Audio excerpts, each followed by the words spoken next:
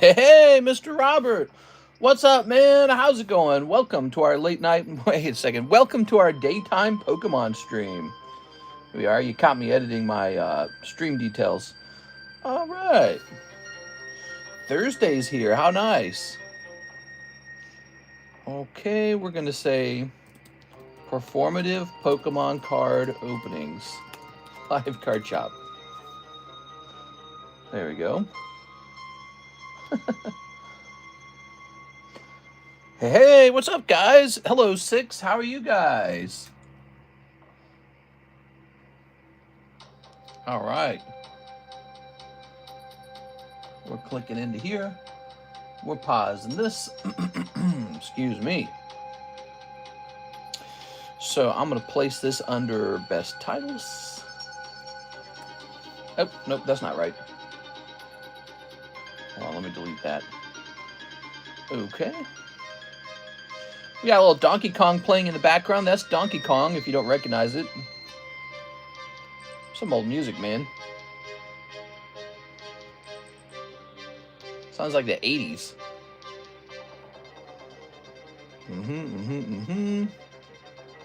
Haha, here we are. Oh, Alex is already pinged. Very good.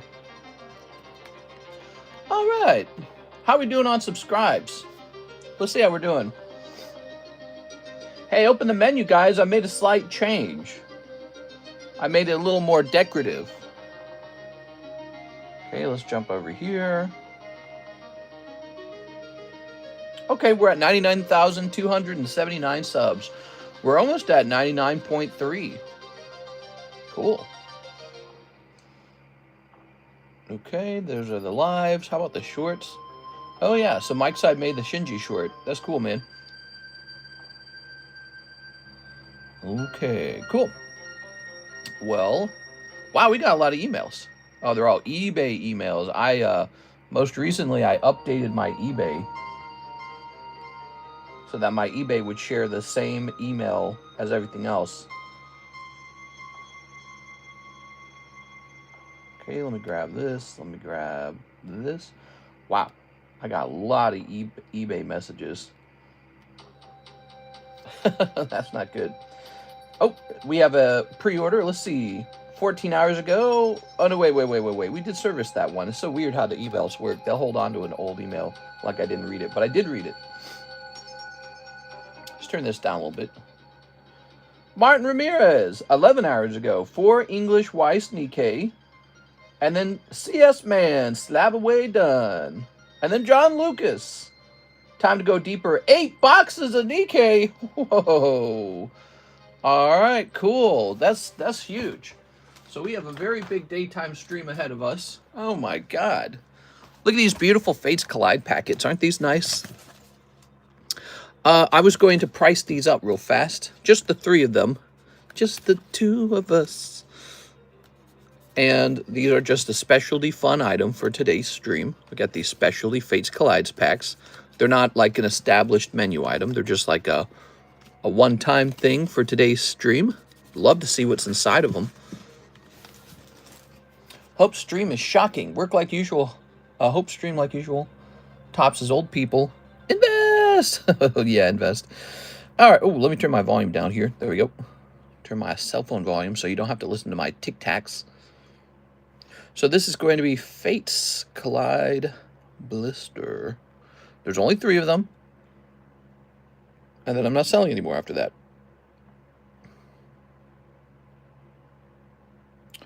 Oh my God, they're expensive. I'm always shocked by this. I cannot figure out how these can be so expensive. So they're about $50 on eBay. 50, huh? So ours will be $62. Here goes. A little more expensive. That's how it works, guys. Fates Collide Vintage Boosters. When you buy it, we'll peel them out of the holder and see what's inside. The best part about these blisters is you can't really weigh blisters. So anytime you run into blisters, it's like it's like a more sophisticated, more authentic version of the product. People love blisters. They just sell for more. You can buy a whole booster box, or you can conveniently buy one blister knowing there's really no way to tamper with them. It's a nice thing, isn't it? I can forgive anti-Semitism and terrorist propaganda, but doggy shock collars, that's where I draw the line. Oh yeah, did you like the title last night, Shock and Pikachu? Hey, if you're a first-time buyer, we got a free card for you. We got a new first-time buyer last night, and we handed out a Poker Yoshi. This time, it's going to be Poker Daisy. That's just a free card for placing your first-time order. All right, so Martin Ramirez wants 4 Nikke's. Now, I'm pretty sure we've got an open box of it somewhere. Could be down here. Did I just knock over some slabs? I got these top slabs. I want to regrade them. So I don't want to open a new box of this set because I'm pretty confident we've got an open box over here somewhere. Kind of just want to pull from that. But it is not right here. Let's try over here.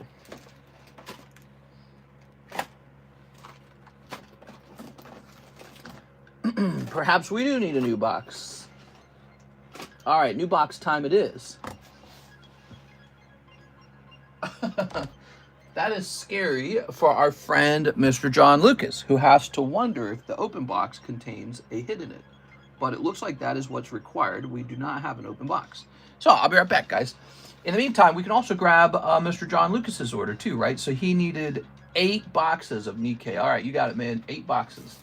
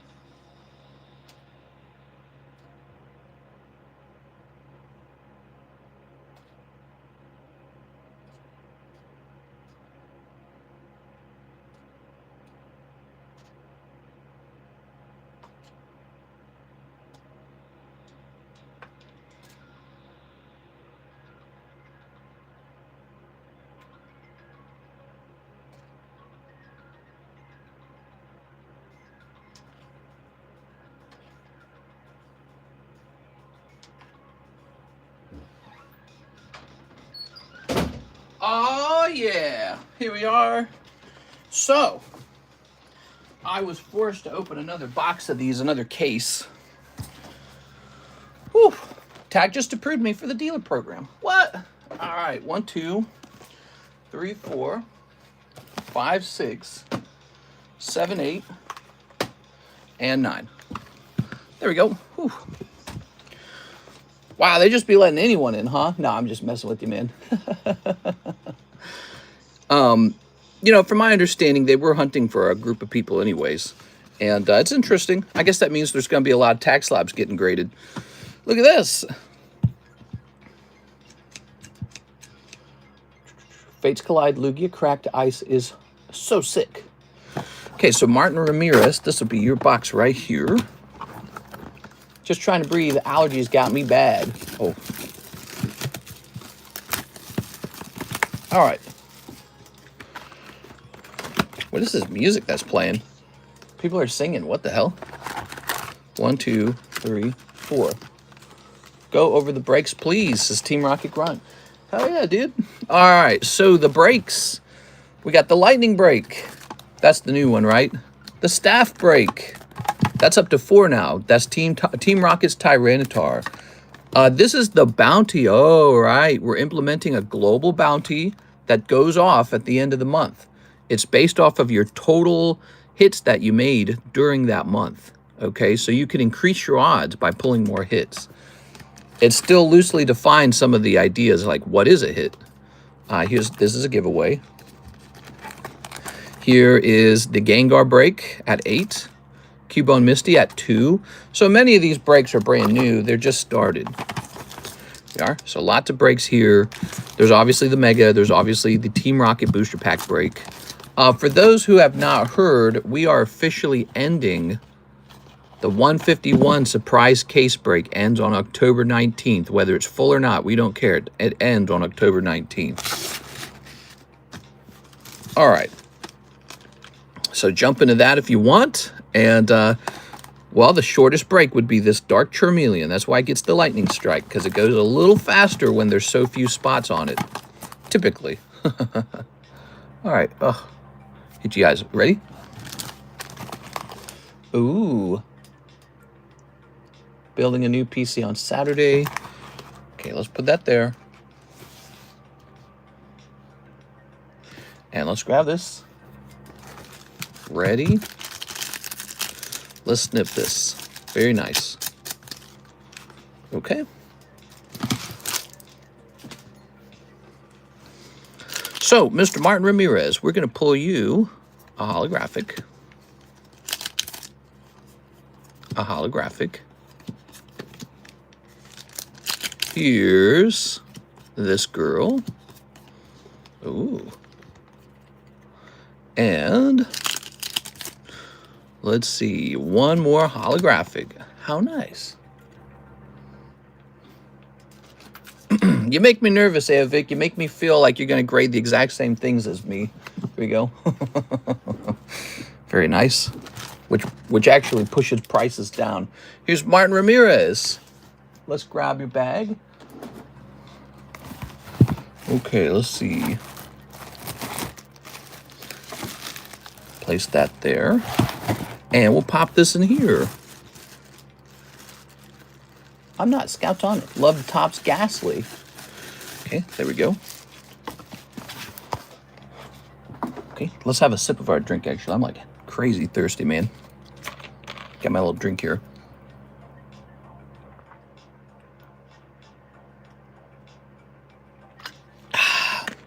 There's obviously no way I can control something like that, you know. It reminds me of, like, every time I find something different to do, it's very fast that, because I televise it all, somebody else does the exact same thing. Look, 62, 62, 62. Isn't that nice? So, but Mr. CS Man has a slab away. Ooh, Mr. CS Man. Let's see. All my moves are telegraphed. That's just the nature of YouTube. So he's got Fossil Lapras Booster. Oh, very nice. How prestigious.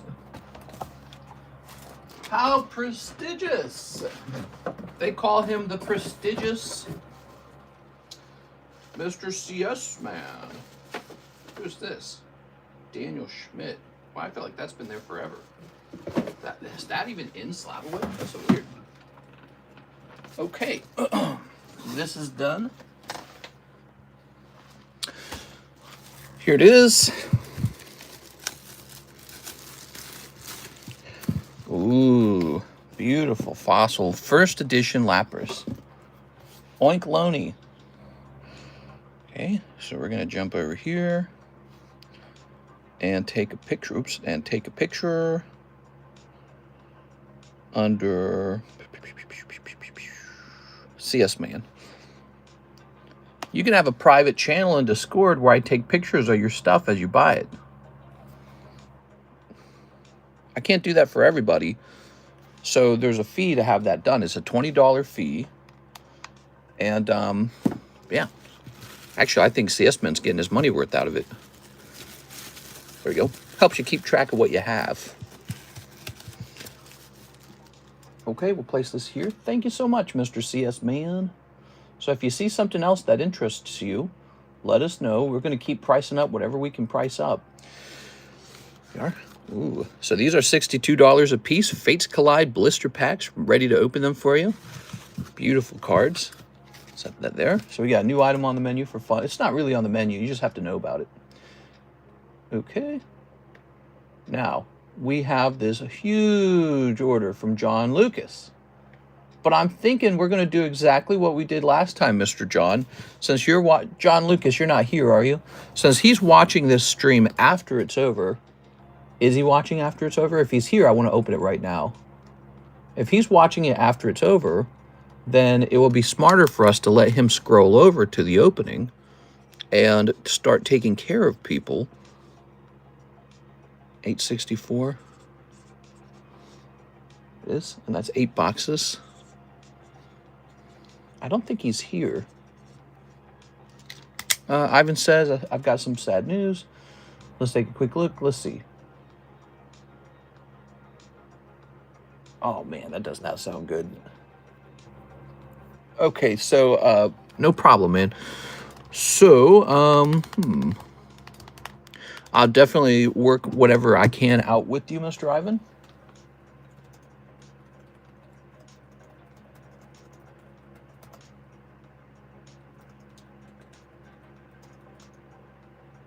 Let's see. Oops. All right. Whew. So, I'm going to go ahead and place this here. Mr. John Lucas. We can't forget John Lucas. And let's take care of Michael Pettiford, who says 5 Japanese OP13s and 5 Korean rocket packs. Okay. Michael Pettiford. Here we are. We got 1, 2, 3, 4, 5. Very nice. And let's get 5 of the OP13s. This is the OP13, right? Okay. So we got 5 of these. 1, 2, 3, 4, 5. There goes. All right. Very good. Let's start snipping this. Mr. Michael. Okay. Snip number 1. Snip number 2.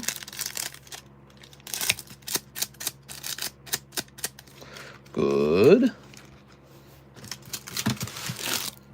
We'll be marking first in 2 breaks from now on. I could, just for fun. Do you like that? Do you like the idea of that? Oh, look at that. Very nice. Here's a hollow. So you pull a nice hit out of the box. Oh, you pull a double hit. How nice is this, Mr. Michael Pettiford? Wow, double hits. Here we are. Free Palestine. They might be coming to a end of the war, hopefully. Yeah, that's what they're saying they want, maybe, hopefully. Not much of a war. It's a pretty one-sided war. Look at this clam pearl. Ooh. I heard some people talking about how they were disappointed that there's a peace deal because they wanted Israel to go in there and basically steamroll whatever was left of Hamas. And they're saying that it's not good that any of them are left, undisturbed. Here we are. I'm for the peace, though. Whatever ends the war, I think that's probably the smartest move for everybody. There we go. Look at that. The war's gone on for 2 years. That's plenty. From the rivers to the sea, Kaya will be free. Is Kaya the little doggy's name? I just noticed you marked me on, but not another. Oh, marked me on one, but not another. I don't know if it was something new. Oh, it was just something a little fun. It's not a standardized thing that we do. I could do it from now on, though. Do you like the, it's that fun? Maybe I'll do it every single time. So you didn't do too bad there with the one piece there, Mr. Michael. Ta-da. Okay, with the MIs, let's go find you. Thanks for stopping in.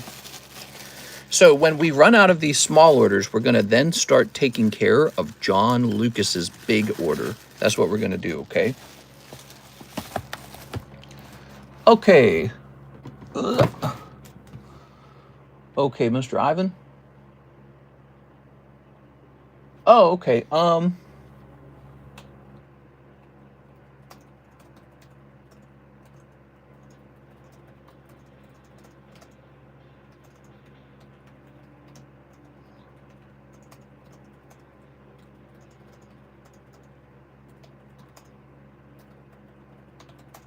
There you go. Whew. That's Mr. Michael. No, I did, says Alex. And now we're going to take a quick look at Miss Six, who wants 2 Gem 2s. Hello, Six. How are you on this fine day, Six? So, guys, I did a fun thing today. Oh, I can see we're at 18 likes. Smack that like button for me, will you? Smack that like button for a second there, guys. So I did a fun thing today. Or last night, I should say. When we were done with the stream, we were done a little bit early. We were done around 4:30. And what I did was I climbed on my computer and I started plugging in more and more and more information about our little setup here with AI. I actually asked AI to give me like a prompt. So I told AI to give me a prompt, and the prompt will be full of questions that AI should ask me. So AI was asking me tons of little details about how we run our little card shop. And it was so useful. It was crazy how good it was, how useful it was. Here we go. Here's Umbreon. It was able to like define things about our channel very quickly and very succinctly. Is that the right word? Succinct?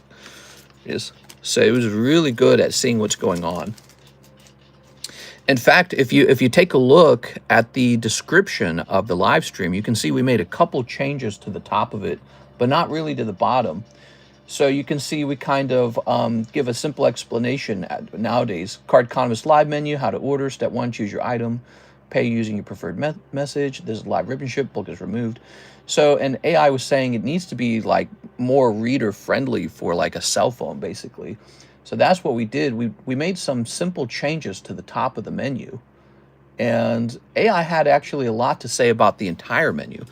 It said basically, it was like what I was saying the other day. It said basically we have a wall of text and that much of it ought to just be done away with. Here you go, 6. So our menu might be shrinking soon. It actually was saying all kinds of stuff. It was saying you should get rid of 5 products every week off of that menu. I was like, 5 products? So I don't know. AI is not perfect, but I thought it was interesting that it was making that recommendation because that was on my mind as well. Saying we got too many products.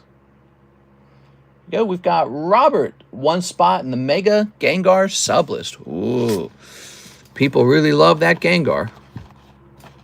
Here it is. Robert Tumman and Team Rocket Grunt currently dominate the list. The list is now halfway done. I'm going as a lefty this Halloween. Blue hair and a gay flag. I think what would also work is one of those Palestine scarves and a Palestine flag. There we go. I never understood that. I sort of get the sort of like evil colonist versus poor minority perspective. Hey, we got to stop the, the genocide, right? But something I never understood, that the Palestinian people themselves are strong practitioners of, Islam. And something I've never understood about the Democrat left, I don't know if I should even call them the Democrat left, because the Democrats were like, the whole concept of the classical liberal who was mostly about intellectualism and free speech and open ideas, right? So that was perhaps the classical liberalism.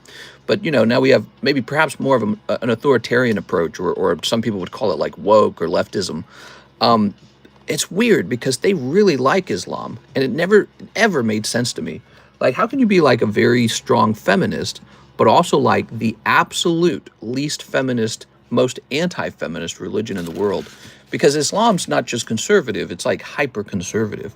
You would think that the Republicans would like Islam a lot, which they don't, ironically. So the Republicans don't like Islam, which doesn't make sense. And the Democrats do like Islam, which also doesn't make any sense to me. So I always thought that that was some sort of strange contradiction. Vicente Gonzalez, he says, 1 collector booster of Innistrad and shipping. Bag was old and borderline past due. Hope is still there. Oh, I hope it's still there. You're making me nervous. All right, let's go looking for it. So it's an interesting, conversation starter anyways. Ah, look at that. It's still there. Woohoo. Very nice. There we go.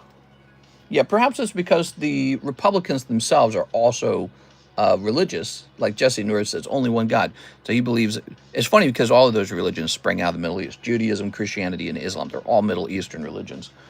Whereas the Europeans didn't have any religion like that. They eventually lost their religion to the Middle Eastern religions. So they got conquered eventually. Let's see, foundations. Innistrad. Oh, yeah. Here you go. Oh, yeah, baby. Yeah, the Europeans used to have their own religions, but eventually got conquered by the Middle East. There we go. They got conquered by Christianity. They don't see it that way because Christianity is very nice. Christianity is a nice guy, but they were effectively conquered by another religion. There we go. All right, let's snip this. Okay. All right. It conquers you with smooches and love. But effectively, it replaces your homogenous religion with the foreign one. Eldrazi. Ooh. Some countries did not do that. Here's Craterhoof Behemoth. Hermit Druid. Oh, that is so cool, dude. I'm from England. Yeah. There you go. The Asian countries did not adopt Christianity so much, did they? They said, forget about that stuff. They're like, I think the Chinese do Confucianism mainly. And the Chinese authoritarian government, I don't like to call them communist anymore. I like to call them what they really are. They're just an authoritarian government. Because they're actually very pro open markets and free enterprise and all this other stuff. Not very communist, if you ask me. But I call this, so the authoritarian Chinese regime, they do not like religion one bit. I was just reading an article the other day about how they were clamping down on Christianity. And I was like, that's right. They don't like Islam, they don't like Judaism, and they don't like Christianity because there's only room for one religion. Here we are, the Confucianism and their sort of state-run secularism. Here's Infernal Grasp. Ooh, beautiful. Very nice. Wow, these are so cool, man. This is Innistrad. We also have Duskmourn. Some areas of Japan got into Catholicism. Not very much, though, because they had, what do they have? It's called, I can't remember the name of it. It's like Jintoism. I don't remember. Crawl from the cellar. Here's Plains. They had a belief in like many small spiritual beings or something like that. And sort of like an ancestral thing too, right? Only the Philippines adopted Christianity. Japan had anime. Japan had anime. Yeah, that's right. Here's Chalice of Life. Oh, I think it's called Shintoism, isn't it? Would you be interested in buying a Top Series 2 booster box? Only mildly. I've got my own boxes, and I don't have to have more. Valspawn Spider, Conduit of Storms, Apothecary Geist, Stitched Mangler, Crawl from the Cellar, the Church of Plus Ultra. What? All right, beautiful cards here. Some areas of Japan got into Catholicism. I just want to say thanks to the community, Mr. I'm step out for a little. I'm going to try and keep coming in, but it's going to be hard for now. Thank you. All right, no problem, man. Okay. Very nice. Here's Plains, Infernal Grasp. Feel free to just keep us in the loop, Mr. Ivan Ramirez, or Ivan Rodriguez. You can come in and talk about how life's going. We always like to hear updates on people's lives, whether it be tough stuff or whether it be good stuff. We always like to hear how people's lives are going. So, Vicente, does Magic have any waifus? I believe it does. I'm afraid it does. Thanks, mister. Glad you found my bag. Looks like you got here just in the nick of time. It says 1024 on it. You know, it does trigger old bags getting removed. What triggers it is when the box is overwhelmingly full. That's when you get in trouble. So you gotta look out for that, okay? Now, Vicente. Oh, I gotta reset the shipping software, right? All right, Philippines and Korea, I think, are the only two Asian countries that adopted Catholicism. Now, is it Catholicism that they adopted in Korea? I don't think they adopted Catholicism specifically. I think it was a different offshoot of Christianity. The Catholics were the original Christians, right? So the Christians were like a loose group practicing in Rome. Then the Roman Pope, I don't remember his name, but the Catholics love the heck out of him. He decides... Okay, so hold on. Let me check your address, Mr. Vicente. Is it changed? Let me see if it's changed. Yes, your address has changed. Okay, give me a second, guys. We're going to go ahead and set them up with the new address. So anyways, as I was saying, the Roman Pope, he converts to Catholicism, which is a new idea back then. And they were sort of spread all over the place. They didn't have one unified, cohesive religion yet. They were still kind of forming it, kind of putting it together. And he pulls them all together and says, you're going to be the Roman Catholic Church. That's when everything changes for the Christians. Because originally they were just a group that followed this one dude named Jesus who was like, it's me, I'm the prophet. I'm the son of God, really. And they were like, it's true, it's him. The Pope converts, he brings all the Christian disciples together at the time, all the leaders, and he says, you guys have to come up with a unifying code of rule for your church. And then we're going to implement that here in Rome. That's why it's called the Roman Catholic Church. That's also why when the Roman Catholic Church builds its basilica cathedrals, they're built in the style of the Romans. So those churches look like Roman buildings from a long time ago with those big domes. Those domes, by the way, are designed not just to be structurally powerful, because domes, they're a architecturally powerful item. They really were designed that way to let sunlight in. That was the idea. When you have a round dome for a roof, you can have windows in that dome, and so no matter where the sun is in the sky, somewhere the light strikes into the dome, and then that light bounces off the wall down to the bottom of the building. That was the point of a dome. It was so that you could have daylight all day long in your building. No matter where the sun was, sunlight could peek through. That was the whole idea. See, you're getting we're doing a lesson in Catholic history and architecture. How nice is this, guys? There we go. This is the real reason we come here for Pokemon cards, is to talk about cathedrals. I love cathedrals. They're so cool. All right. That, if you didn't know, that's also why all of the government buildings, right, all the Capitol buildings have that big dome, because the founding fathers wanted to be the new Rome. That was their idea. They said, we'll be the new Rome. And so you find, even though they were British dudes, you find stuff like e pluribus unum and crap like that. They were using Roman phrases, and they designed their Capitol buildings after Rome. Isn't that strange? So those guys were, you know, savants of history, and they wanted to be like Rome, but better. You can't lie, they had the best architecture. It was beautiful. They still have it. It's still around somehow, 2,000 years later. I mean, that's a pretty well-built home. Okay, Luke Laurie, slab away, $15. You got it, Luke Laurie. It's going to fall like Rome. Yeah. Well, they didn't want the fall. And so one of their biggest ideas was everyone should not vote. That was one of their first ideas. They said when too many people vote, it's a bad thing. And we have slowly drifted very far away from that. Basically, the founding fathers believed the only people who should vote should have skin in the game, basically. They said you can't vote unless you own land, because if you're not a landowner, you don't have the same risk when you vote. Look at this. Man, if only this was cheap, huh? Beautiful. There's a nice ganger. And then, oh, look at that. There's the Mega Break. They pair together. Oh, my God. I don't even know what the point of selling this is at this point. I could just hold this for another 10 years. It would make no difference. How do you get that teacher voice? Lol, are you a teacher? I don't know what you mean by teacher voice. What? Actually, I've been told I sound older than I really am. Here's Gabriel Gallegos. Fates Collide Lugia sleeve. All right, you want to open up the Lugia packet? We can open up the Lugia packet. Ready? So here's Gabriel. So we got some specialty items just for this one stream. Fates Collide. They don't build them like they used to, and if I remember correctly, all of their architects and designers were illiterate. Well, it's possible to be illiterate back then because you didn't have to read to get a good job. So it's not that they didn't live good lives or have wealth. It's like you could be illiterate today and still get some jobs in like construction, I imagine. All you got to do is know how to measure. So you don't have to be like an author to get a job in construction. So we are ready. Feels like I'm in history class. Well, I'm always interested in the cathedral basilicas that the church put together. So those are very, I love the way they look. I can't stop looking at them. And so I learned about those a long time ago.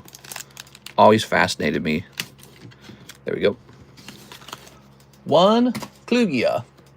Neuron activation, Pokemon. This is Performative Pokemon pack opening. There we go. I'm a Performative Pokemon male. Ooh.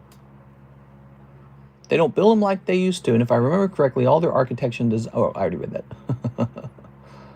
Okay. Mr. Gabriel, you guys watching? Let's see if this is a big hit. This costs him a cheap $62. This is an XY era booster. Nowadays, every single one of these cards should be considered for grading, like this Vullaby. If it can grade 10, grade them. So we got Fennekin, nice. Whismur. Minccino. Gothita. Here's a fun fact. When I got started, you could buy Team Rocket Japanese booster packs for about $62. So 6 years later, now that's the cost of an XY booster. Snubble Reverse. All right, that's cute. I like the centering. And, light pack. Rotom, Kangaskhan, Cinccino, Shuckle. Don't blankle with Shuckle. Your voice makes it more fascinating. Oh, that's an interesting thought. Maybe it's because I myself am very interested in it. I convey that in my tone of voice. I'm not sure. Here we go. Because obviously I don't talk about it if I'm not interested in it. Ooh. Gothita. Here's Fennekin.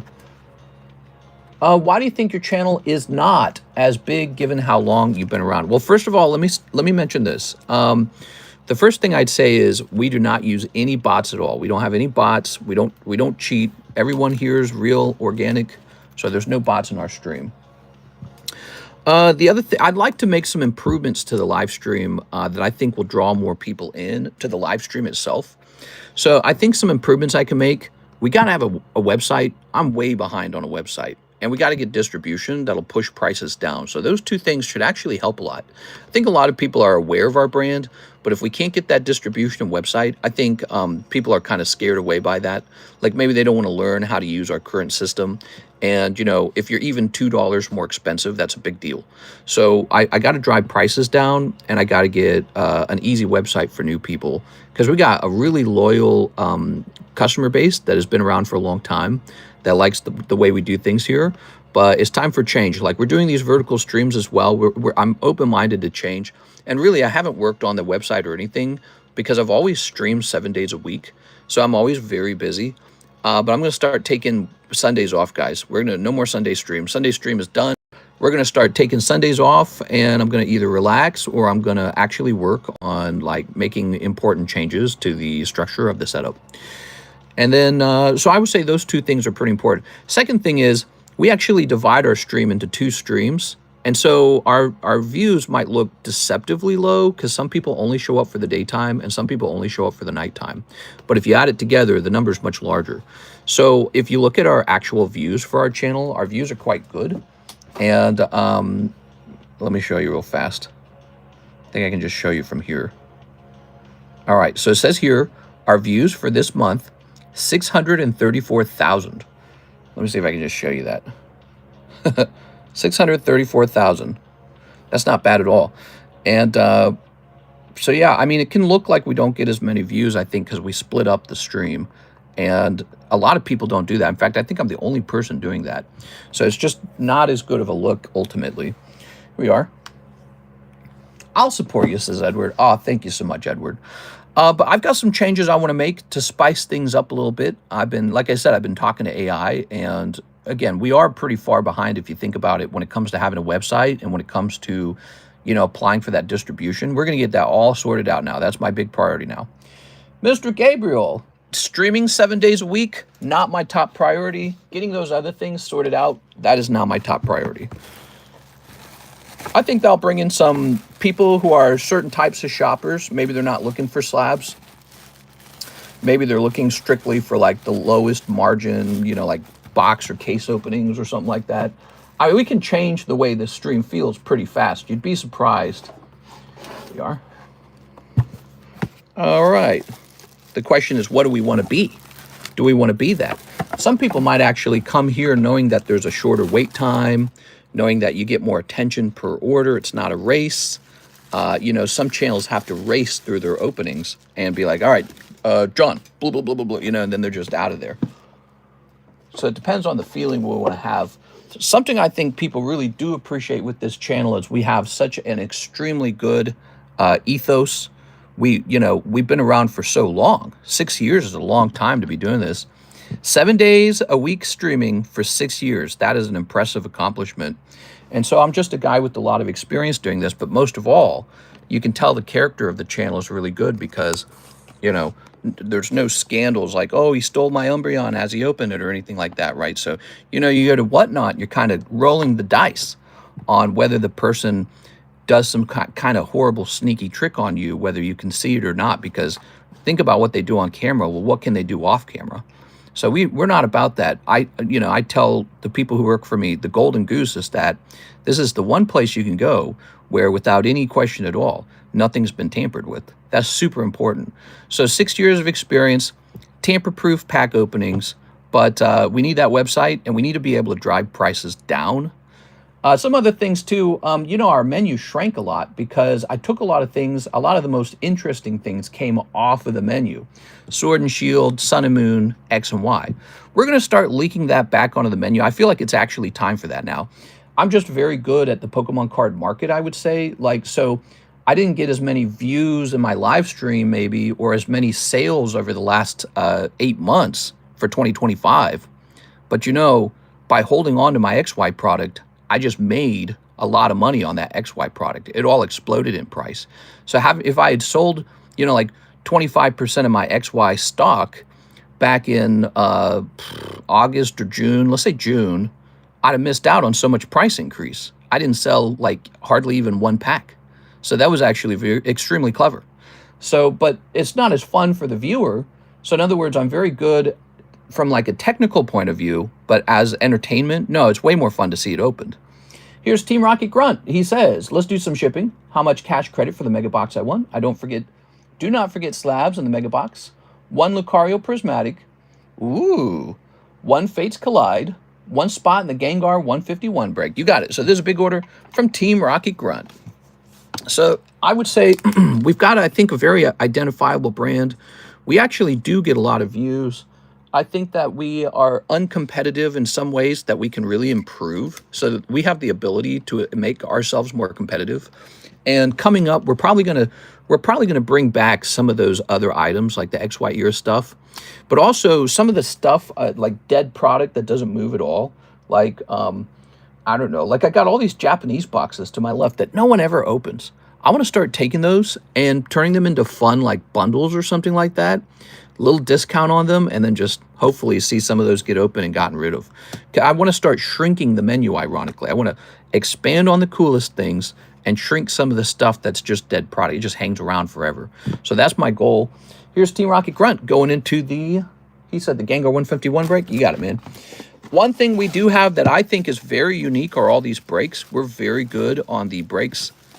Our choices, our taste in breaks is extremely good. I get you guys the good stuff that's going up in price. We're pretty good at selecting the breaks, I would say.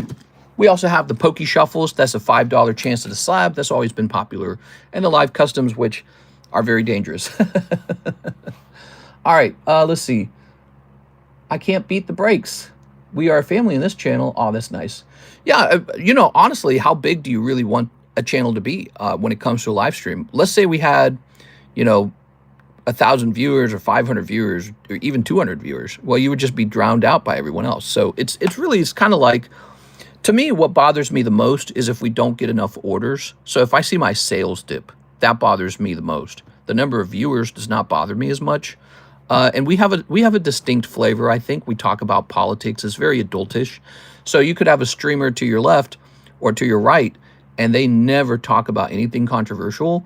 Maybe the algorithm shows them off more. Maybe they have an audience full of people who are very sensitive or don't want to hear about those kinds of things. Maybe they got a lot of kids in their audience, which would drive their numbers up. We would not have any children at all. In fact, I could show you our data. We have virtually 0 children in our stream. So, that's just the flavor over here. Okay, you're in the Gengar break. And he actually stays at 8. Sorry, we're doing a lot of talking here. So he was overnumbered. Now he's at 8. So he's correctly at 8 out of 19. And then 1 Lucario, 1 Fates Collide. Let's get that Fates Collide. All right, the other Fates Collide was with the the Lugia on it was not the hot one. So we have our own flavor. Maybe a bit of a smaller group sometimes. Again, I don't know if 100% the goal is to have the largest live stream, but maybe. But there's no bots. Some people use bots. Did you know that? That's a real thing. Here it is. No bots. It's all organic. Everybody here is real. You can trust that everyone, all 77 people in here are real people. And, yeah, I just snipped this. I think we have a fantastic reputation. We've been going 6 years, but we got to get a website and we got to push our modern product prices down.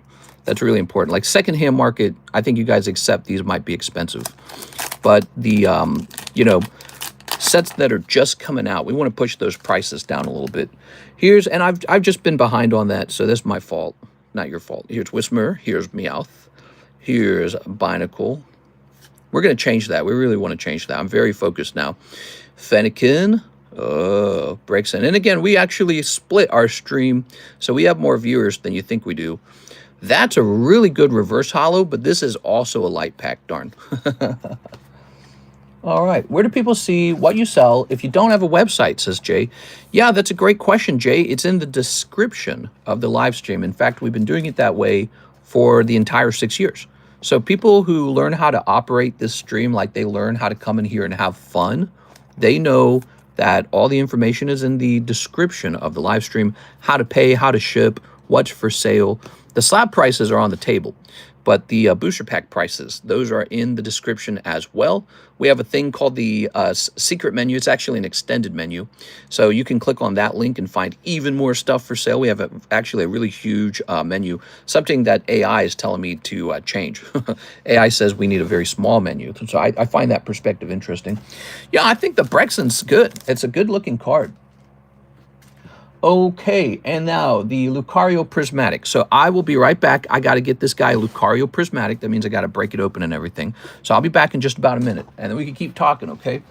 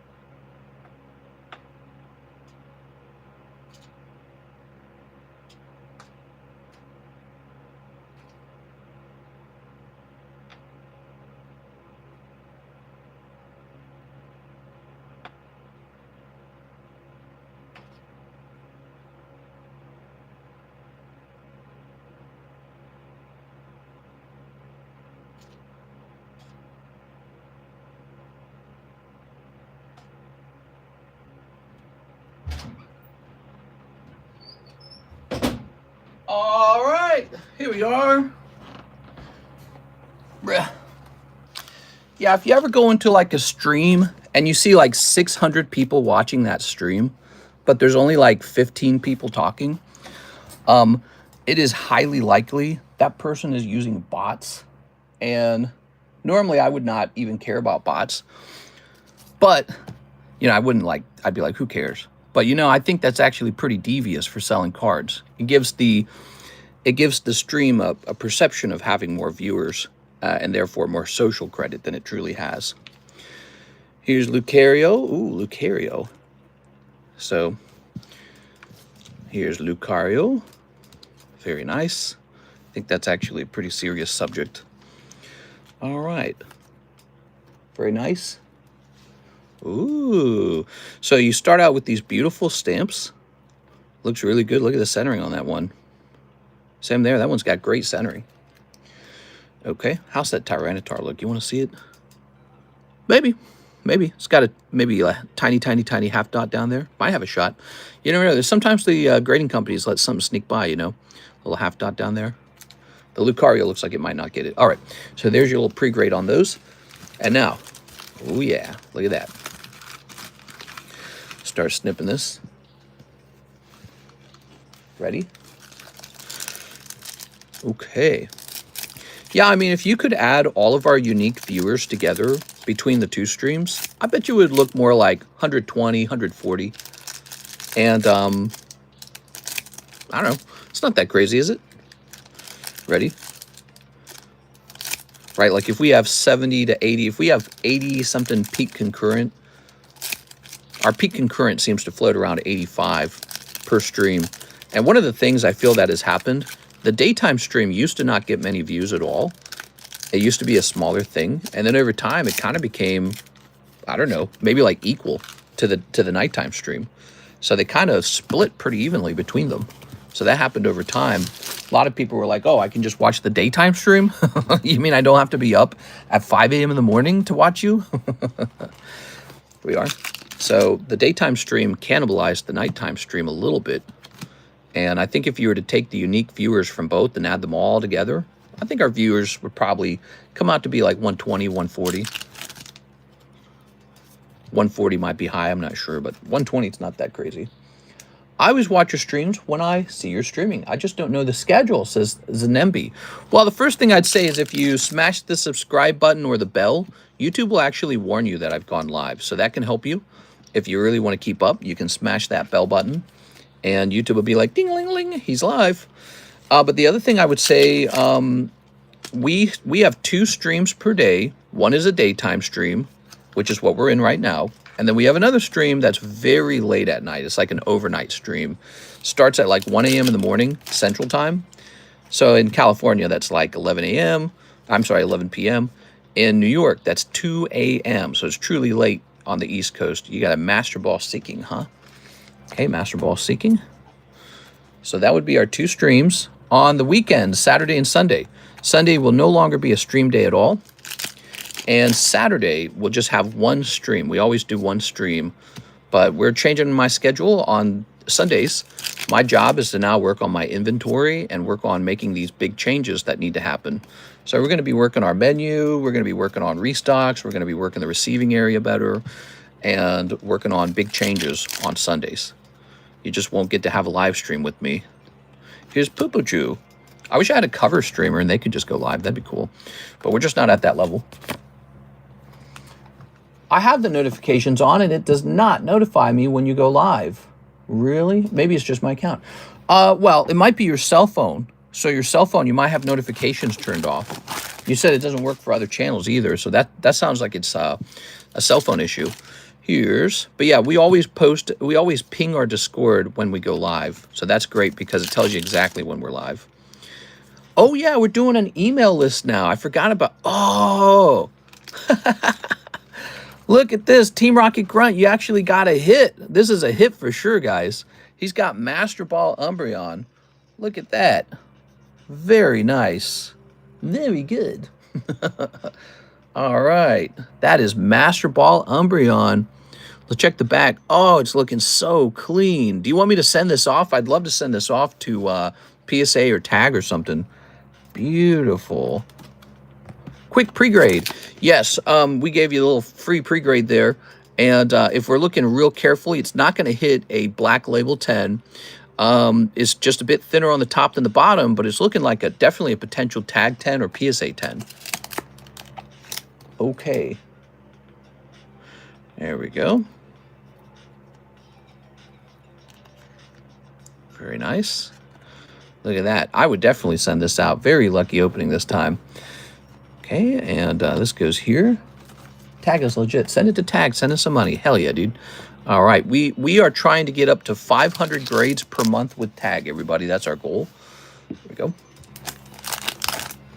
Here's Hippodon. Lovely Hippodon. Okay. Free pre-grades for me too, says Mr. NHCC. We might hand out more free pre-grades when you get a big hit and let you pay for pre-grades on stuff that you're more curious about. Okay. Oh, you know what this means also? That means you're going to get a spot in the bounty, the global bounty, right? So he gets a spot in this new thing, this global bounty thing. Here, let's just steal an energy card from this pile real fast. There it goes. Okay, we got that. That's cool, right? So that's a new thing. Team Rocky Grunt. Oops. So I'll grab this. It's a new idea we're testing out, bounties. We'll see how it feels. We want a bounty system that we think feels really rewarding.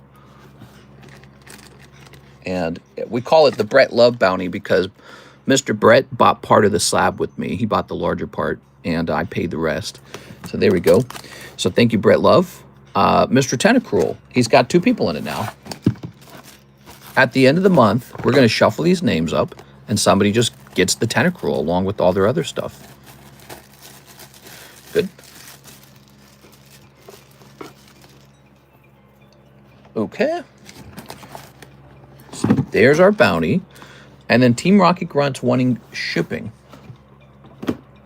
Now, did you already pay for that round of ship? What else was in this order? We already took care of everything else. 1 Prismatic, 1 Fates, 1 Spot and Gengar 151. Okay. So we've got this bag of hollows. We've got this baggie of hits. We got baggie number 4, it says. Got a whole bunch of bags here. You've been real active. I really appreciate that, Mr. Team Rocket Grunt. You're a real one, man. We've been having a slow week and for a couple weeks, 2 weeks, and some of your orders kept us floating by, so I really appreciate that. Team Rocket Grunt. Whoa, you had plenty. What the hell? What the? Okay. Okay, so we got all these. These are just hollows. This is your hits bag. I think I might pop these in with the hits bag because it doesn't matter now if they're on their way. Umbreon last sold for $6.50. Oh man, I hope it grades 10 for you then. And you know, the fun part is you still keep all the other cards, right? Like you pulled a couple other cards in there too. That's the joy of opening Pokemon cards. Performative Pokemon card opening. All right, so this is a lot. Let me think it over real carefully what kind of thing we should have set up for you. So you're going to have all these. You're going to have some slabs. You're going to have a booster box.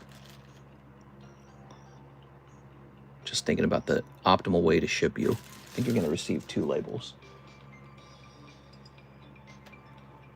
Team Rocket. Oh, it is Team Rocket Grunt.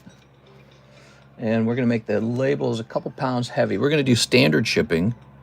And then we're going to have 2 of those labels for Miss Alexis. If she asks for another label, we'll get another one. Don't forget my mega box and slabs. I do have a question for you. Do you have any oversized slabs, like you know, like a booster slab or something? 1 and a 2. Stamps has encountered an error. Oh, they can't. They just can't print 2 labels in a row. That would be terrible. Perfect, just regular slabs. All right, so Miss Alexis will be given the box by me. Thank you for the reminder on that. There we go. One Mega Evolutions box. Love this happy ending we're having on your round here. So tough when you open a lot of cards and they're all cold. I mean, I don't like it when that happens, but oh, what is this? What is this? I have found a box of Blue Eyes. What? Well, we got to get the Blue Eyes back on the menu. What the hell? Look at this. That's like a whole box of them. All right, those got to go back up on the menu then. Ugh. So much dust in this room. So many crazy people on here just ranting nonsense. You talking about me? I'm ranting nonsense. You guys ever think my rants are kind of like nonsense? I probably say some pretty stupid stuff sometimes. You got to give me some, you know, some grace, some forgivability, because when your job is to like talk for like 5 hours a day about whatever's going on, you eventually say something very stupid. And it is just the nature of it, unfortunately. Especially I have to talk while I'm distracted. Oh, we're going to say T down here. Okay. There you go. Oh, yeah. I have to give opinions and come up with just conversation. I probably say some real stupid stuff sometimes. Okay, there's a nice Mewtwo. Here's a nice Dusclops. Here's a nice Hello Kitty. Meow. What time is it? It's 6:12. Whew. Okay, let's delete these. We got a lot of eBay messages, huh? Here's Mr. Guardian Gaming. He says, check on my shipping for Guardian Gaming. Okay. Well, yeah, let's do that. I was going to say, what if we went and checked to see if you had a bag first? Has my signature consignment waifu sold? Signature consignment waifu. You should be able to look that up yourself just by going through all the consignment slabs in our consignment channel, because I took a picture of all the consignment cards.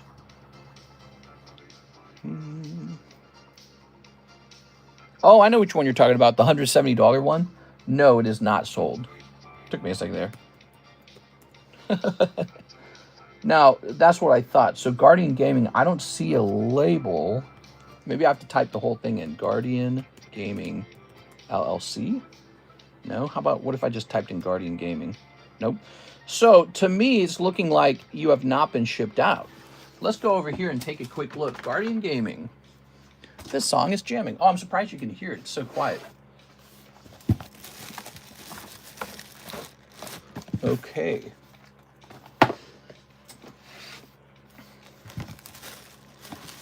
Gregory. Oh, these bags are getting older all the time. This gargoyle bag is from 8/24. That's expired by 2 months. George, Graham, Greg, Grady, Glenn. All right, well. Would he have a box, perhaps? So my initial thoughts on this subject is that we have not shipped your stuff because I don't see a label. Guardian Gaming, huh? That would suggest it should still be over here. Give me a second here, guys. He was wondering where his stuff was. Just looking to see if he's got like a box or something sitting around. Okay. First of all, let me type this in. Oh, it's under Guardian Gaming Collectibles. All right, let's check history one more time, because it might require me to say that.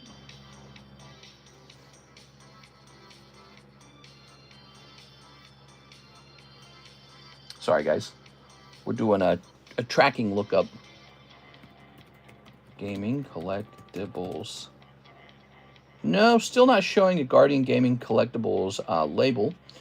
All right, so let's go into PayPal real fast. We're going to look up when you placed that order. We're going to do one more trick. We're going to look up labels from that day,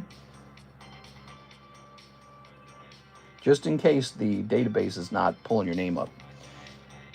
Okay, we're going to go to all transactions. I had 2 bags plus slabs, says Jeffrey. Guardian. Okay, no problem, man. Plus shipping, I have a few bags under Guardian Gaming and a few slabs. That was on 9/16. And we are now going to look at date printed. Last 30 days. It's got to be near the beginning. So 9/16. So here we are, 9/16. Oh, here we go. We do have a label for Guardian Gaming. Here it is. I'm going to click on it, and we're going to take a look at the tracking. It says it was delivered and picked up on September 25th by an individual. Picked up at post office on September 25th.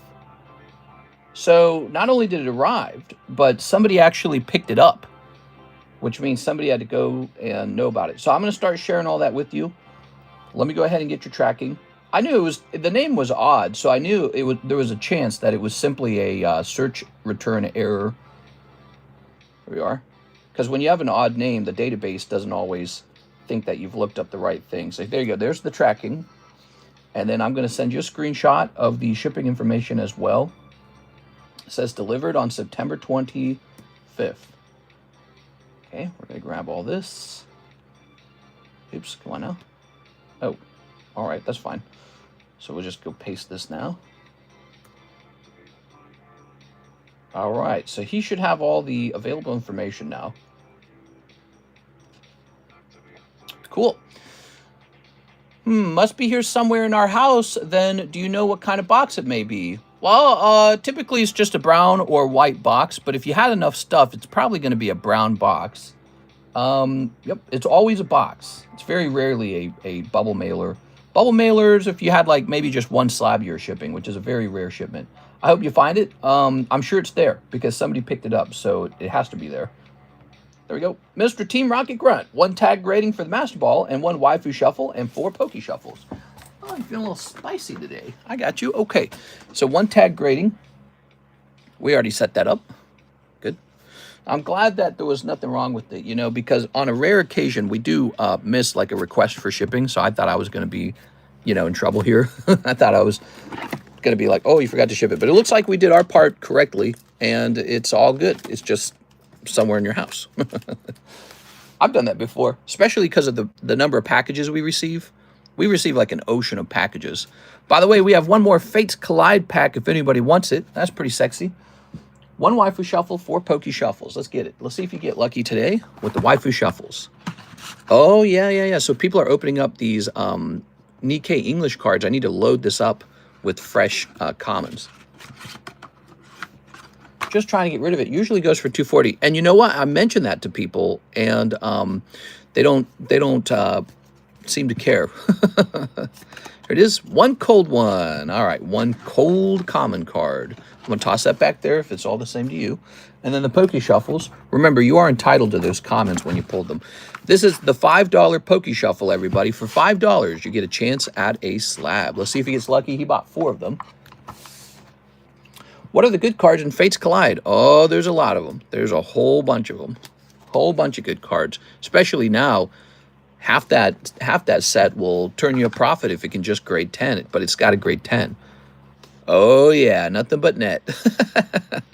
Just cold ones this time, Mr. Team Rocket Grunt. I appreciate it, though. Hope the Umbreon gets a 10. It's going to look clean in that tag slab. It looked pretty clean to me, so I know it's got a shot. I would need a stronger light and maybe just some time to truly tell. But, yeah, the centering was not bad, and the corners look pretty clean. Thanks for the help. No problem, man. Thank you so much for being a customer of ours, and it sounds like you're going to have a little bit of some fun opening it up pretty soon, right? So that's your next step. Okay, the queue is empty. Now I can work on John Lucas. All right, Mr. John. Mr. John Lucas. We are starting his 8 boxes of Nikke. Oh, yeah. Guys ready? My roommate just cooked our washer. I'm pissed. Oh, no, dude. Your washing machine broke? That sucks. Now you're just going to have to wear stinky, dirty clothing. Now you're going to have to wash your clothing in the bathtub with some shampoo. Yeah. That sucks, dude. John Lucas is balling. John Lucas, probably the #1 customer for the last 3 days. Brett comes really close, though, but John Lucas's orders, whew, he just went real deep on Weiss Nikke. Good for him. Let's pull him some Siggies. So what's cool, John, is this empties the case out, and we've started a new case, in fact.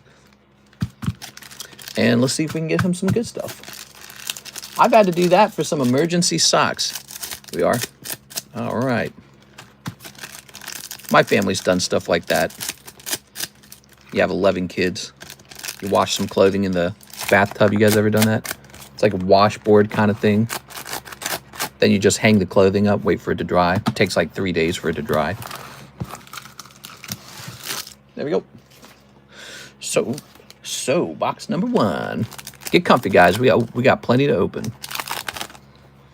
Starting out with white-haired, gray-haired girl with the sleeve falling off of her shoulder. Okay.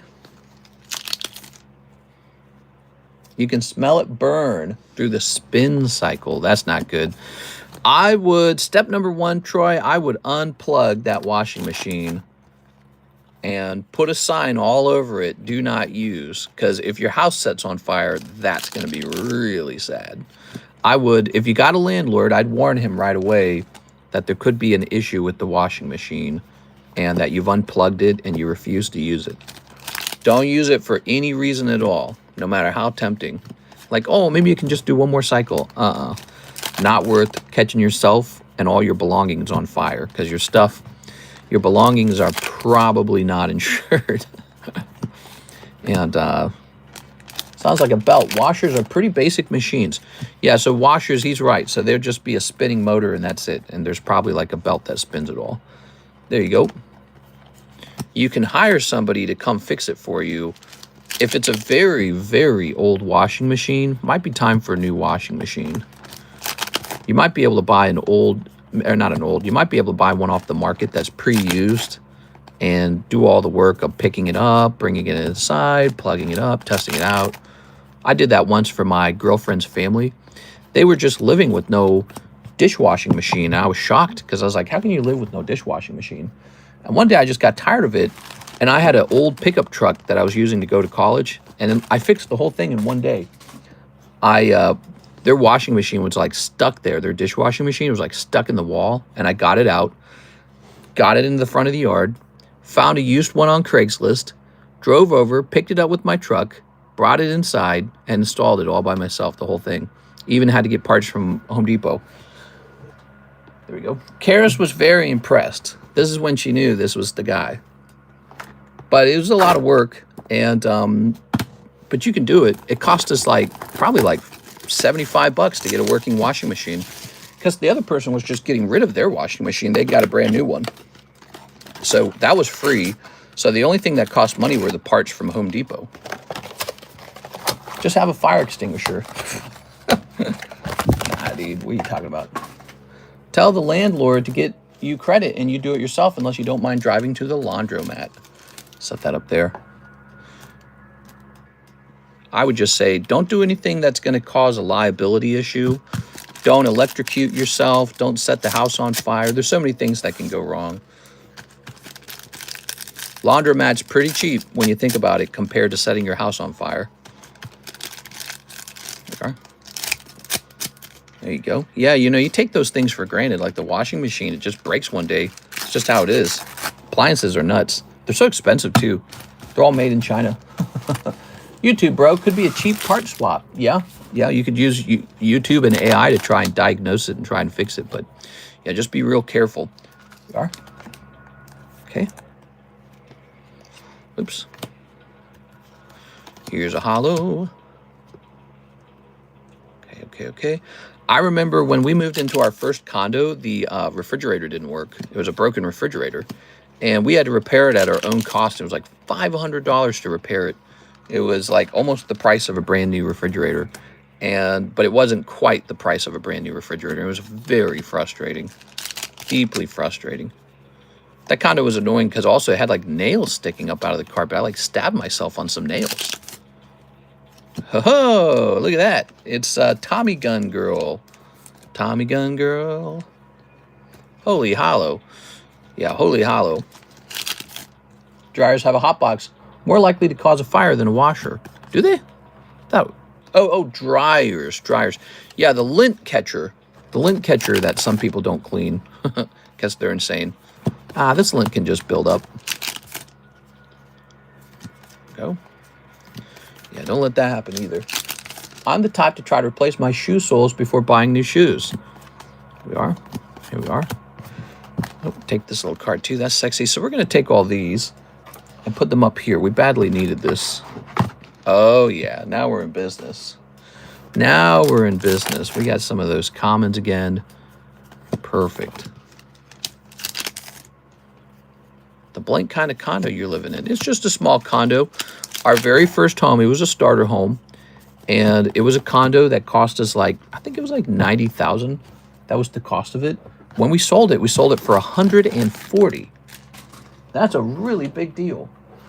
See, we bought it just before COVID, basically. We would have bought it probably in like 2017 or something, or 2018. And we had our big success with the Pokemon cards in that condo. It was a very special time in our lives.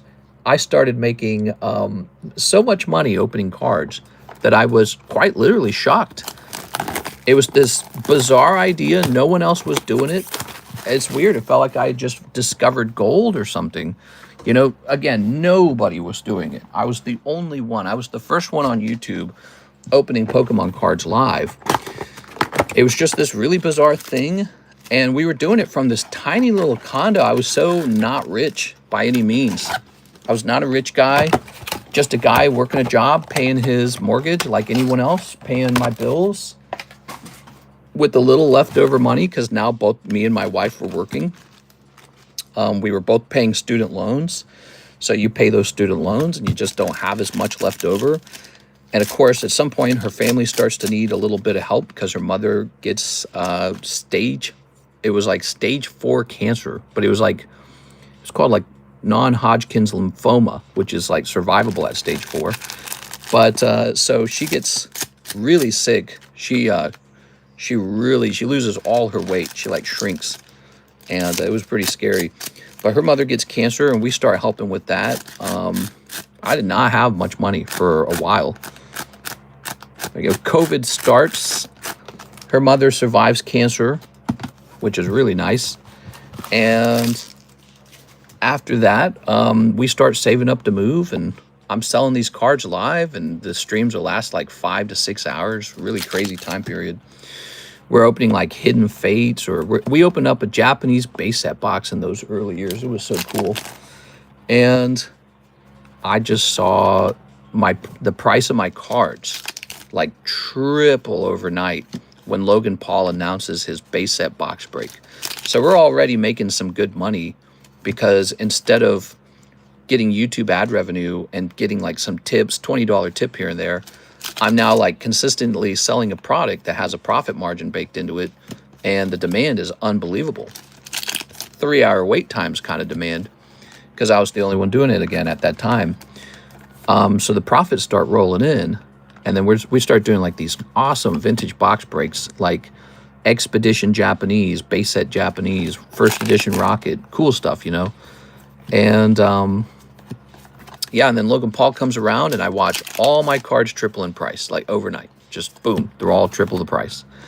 It was a big deal. I was sitting on so much of it too. It was extremely lucky. So I gotten very lucky. And so I didn't even have to like mark my cards up, my vintage cards. I didn't even have to mark them up to make a profit anymore. I could sell them at the break-even price on eBay. But because they had changed in price so much over time, I was still going to make some tremendous kind of profit. And that was when we were able to truly save up and move to Lake of the Ozarks, which it's been fun here, but we're probably going to move out of here. We've been out here in Lake of the Ozarks for like 4 years now. Man, look at that boobage. They don't have a Golden Corral, so it's time to move. Von Doom, the luckiest man. Yeah, Von Doom, huh? Snacks says, us OGs, we're here to see it. Mr. Snacks, you got a different color for your thumbnails, purple now. What is this set? Hey, what's up, Mr. Arturo? That would have been before Mr. Arturo was even here, but Arturo, he joins pretty soon.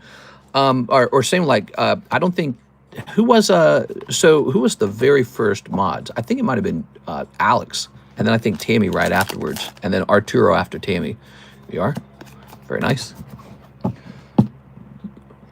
Yeah, it was pretty crazy. I remember we would open all these Pokemon cards, and I didn't really have a trash system in place, so I'd toss it to my left, and this huge area of the room would just become a mountain of trash, and it would take hours to clean. It was so much. It was unbelievable. It was unbelievable. Seen nothing like it before. The Pokemon cards were generating so much trash. It was shocking. But to give you an idea of like how the prices changed, like we were buying like XY Evolutions for like $100 a box, and then just seemingly overnight they were like $600 a box. And I was like, what? Now all you had to do was sell them at the break-even price, and you were making really good money. You weren't just making like, oh, maybe like 25, 35, 45% margin. You're making like ×6 what you originally paid for it. Like what? Shocking. Really shocking. All right, there's that. There's that. I was here before Alex, but never became mod. Well, I don't remember that. You know, it's so long ago, Team Rocket Grunt, I don't remember all the details. I was here before Alex. I just woke up and I'm getting ready for work. We are. There's a lot of people who could have been moderator, to tell you the truth. We got a lot of great people in our community, and somehow moderating fell to Tammy and Alex and Arturo and a couple others, and they've done a really good job. So the need for moderators is low. You know what I wish could happen though, Team Rocket Grunt? I wish there was a way to sort of like hand out a different role that was similar to moderator, but I think that's what the memberships are for. But the memberships need to go up to like 5 or 6 years for us. Like there needs to be a 5-year role, so that we can truly see who's who. You know what I mean? There we go. But unfortunately, with the memberships, the other problem is that You know, if you didn't activate your membership and you didn't take care of it, then it's not going to reflect how long you've truly been around either. You know what I'm saying? So all that's unfortunate. All right, we're still opening these Nikke boxes for our friend John Lucas. Come on, John. We've got a holo. I'm just here to rabble rouse. The mods you have are perfect. Yeah, I feel like they have a good feeling to them. We are. Okay, here's a holo. And here's a holo. Oops. Ooh. Here's a holo. Here's a holo. Here's... Oh, look at this girl with the blue hair. Yeah, those were some pretty exciting times, man. Those were some pretty exciting times. I actually remember... I bought a whole bunch of Japanese PSA 10s, and I got them real cheap. And then after Logan Paul, they'd all exploded in price. And a musician, a notable musician, came into the stream. What was his name? His name was Ryan Churchill or something like that. Was that right? He was a country singer. This was years ago. It was like 5 years ago. It wasn't Churchill. Ryan Uphill. Is it Uphill? Might have been Ryan Uphill. And he started dropping like these big $500 donations because he liked that I was promoting the Japanese Pokemon cards because he himself owned a bunch of them. There it is. And we saw the rise of pricing on those Japanese cards. Upchurch. Ah, got it. Okay. Upchurch. Thank you so much. Yeah, Ryan Upchurch. He came in not once, but like 3 times, said hi, and he was dropping these crazy like $500 donations. So it was nuts. And it was such an interesting time period. We are. Ooh. Very good. I got solicited by somebody important for a box of one of my vintage boxes. Who was it? It was somebody important. Man, it was so long ago, I don't remember. I remember somebody from the Phase group came in and bought a bunch of cards. I think it was buying Shiny Star, in fact. Japanese Shiny Star. Yo. We had Nogala for a little time period, but Nogala came later. Nogala came after we had moved. Tammy, top mod. There we go. All right. We had Cold Ones. Chad from Cold Ones came in here when we were living in the Blue House, and he opened up a bunch of XY. It was really expensive, but funny enough, nowadays it's relatively cheap what he paid for it. So now that it's so expensive, he got it at a relatively cheap price. But I remember Chad from Cold Ones, he never pulled Charizard. Tossing that. Okay. Ooh, lovely. Let's start sneeping. Here we go. Sneep. Okay. And here's another sneep. And another sneep. I'm so glad we're hitting 100,000 subscribers later this year. Hopefully by December. I think since we tend to get about 500 subscribers per month, it's probably going to be mid-December we hit 100,000 subscribers. That's my bet. Go. We've got Red Riding Hood, Red Hood. Phase Rain. Yeah, so somebody from the Phase crew was in there, and he was buying a whole bunch of Shiny Star, and everyone thought it was really crazy. They were like, oh my God, there's a guy from Phase. And then somebody important reached out to me on behalf of somebody to obtain an expensive box. But I actually don't remember. I don't remember who it was. I don't remember who it was and why they wanted the box. It was like it was somebody representing another big influencer, and they were trying to acquire my box for that person. And I was like, His name might have been Sam, actually. Oh, there we go. Whew. Finally. Holy cow, man. These got to be rare. What do you think? All right. Beautiful signature.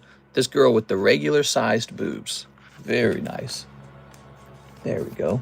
Phase Banks. There we go. I thought he had like Snake in the name or something like that. I can't remember. It was a really, really long time ago. Here we are. Okay. Awesome. Ta-da! Ooh. Setting this here. Good. Here's a hollow. Phase Rain, Lacey, Ron. I don't remember. Here's a hollow. Here's a hollow. Here is a hollow. Yeah, but those early condo days were really exciting. I remember how much work it was to move out here to Lake of the Ozarks. It was hard work. It was a lot of work. I still remember we used to have this mountain of bulk that was carefully cubed up, and it was like bulk hollows or something like that. Whoa. Tummy girl. Okay. And so it was like this giant mountain of bulk logs, and I had to prepare all that before we moved. I had to like get rid of it or pack it up into cases before we moved. It was so much work to do that. Here we are. I remember when we first arrived to that first blue lake house in Lake of the Ozarks, it was so shocking how beautiful it was. It was like, oh my God.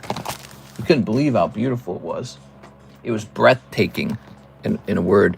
But as you continued to live there, the excitement wore off. You're like, yeah, it's a lake. Who cares? Yeah, it's some lake. Your brain adjusts to the quality of living. Your brain gets used to living right next to a lake. You don't look at it and go, ah, anymore. You don't do that anymore. After you've been next to a lake for a very long time, you go, yeah, that's the lake. Of course. Take it for granted, maybe. But your brain doesn't have the same tingle of excitement when it sees it anymore. There we go. Phase Blaze.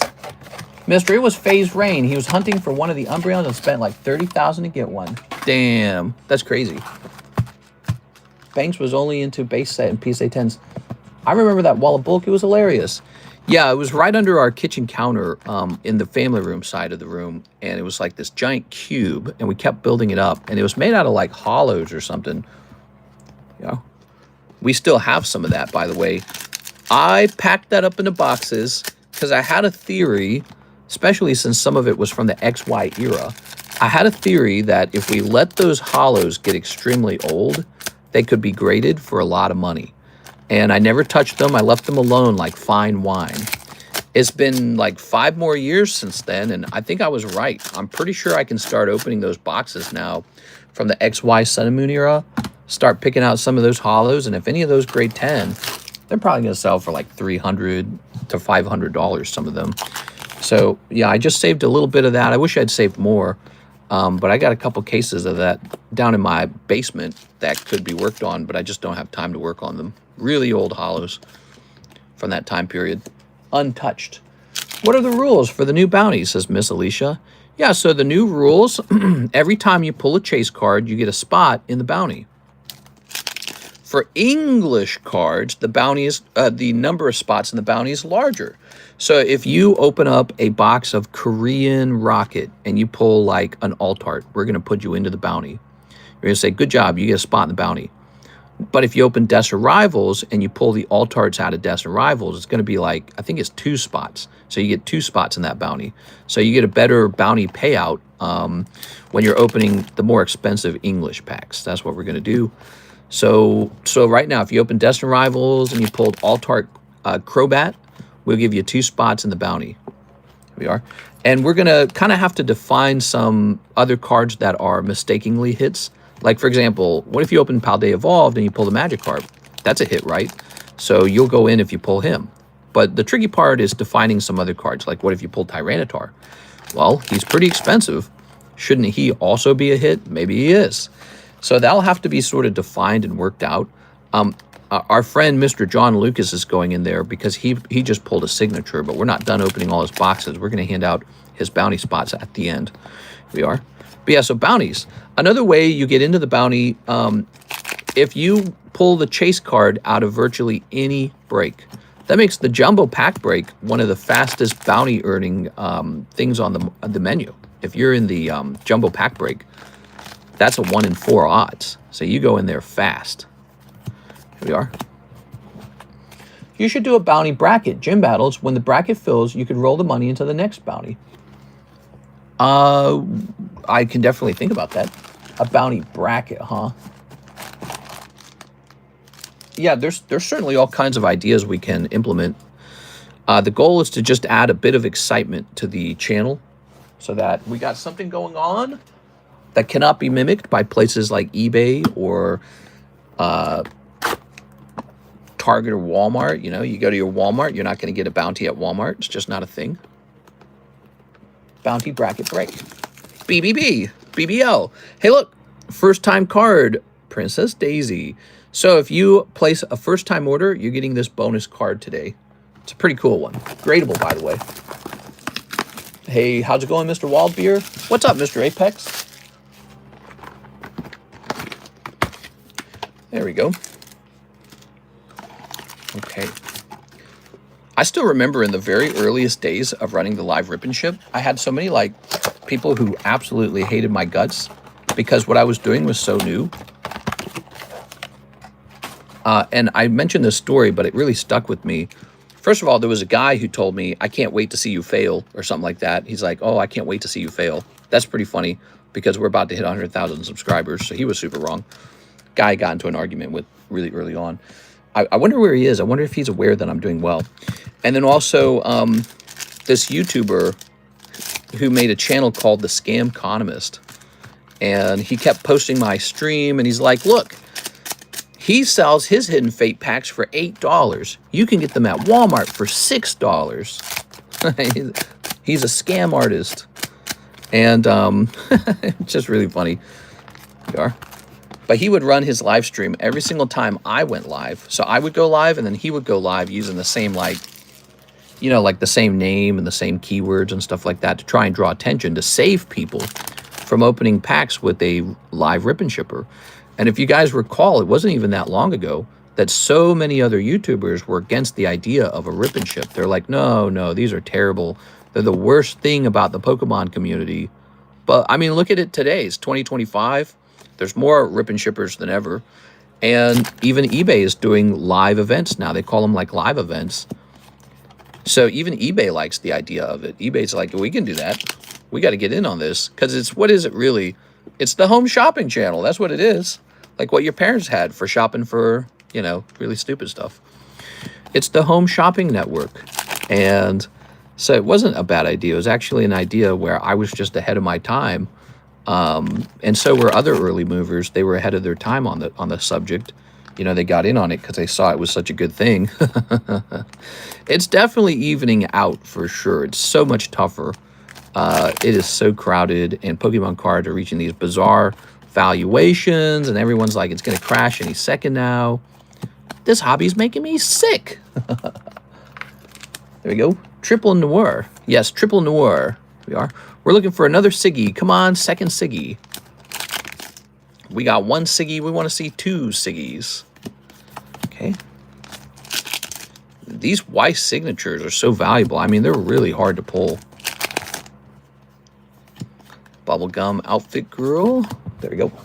I hope it crashes. I'll buy twice as much. Wouldn't that be nice? I would not complain either, to tell you the truth, Alicia. If it crashed, I'm in it for the long run. So if prices reached a nice low price, I think that would actually give everyone some breathing room. And yeah, I would just keep selling, and I would just be able to sell stuff at a lower price, which is more exciting anyways. There we go. Ta-da!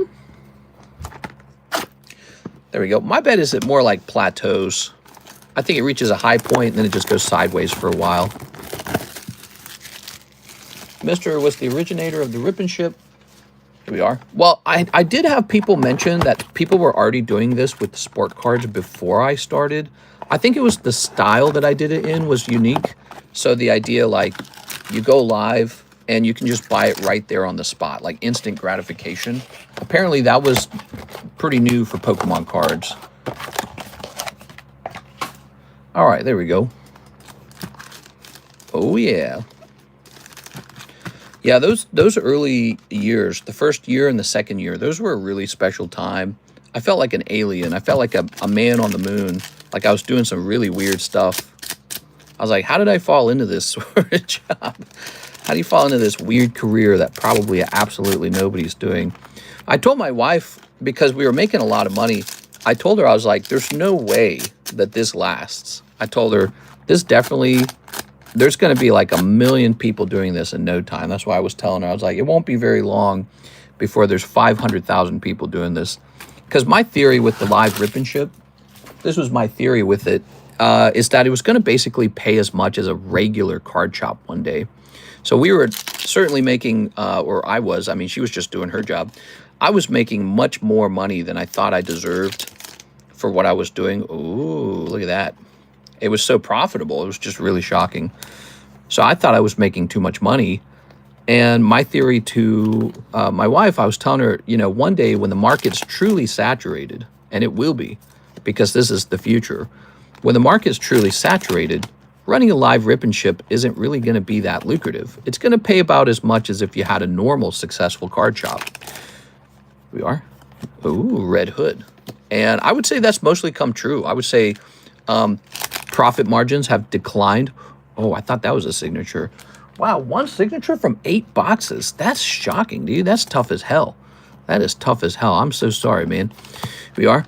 Well, we're on a very brand new, fresh case, Mr. John Lucas. So now you know we have a fresh case open. You know, this case had like 1 or 2 boxes missing. I wouldn't say 1 or 2. It might have like 5 or 6 boxes missing from it. Maybe a signature had already been pulled. You know, nobody had opened this for a long time, so I could not remember anything about it. Wait, is this? No. God, dude.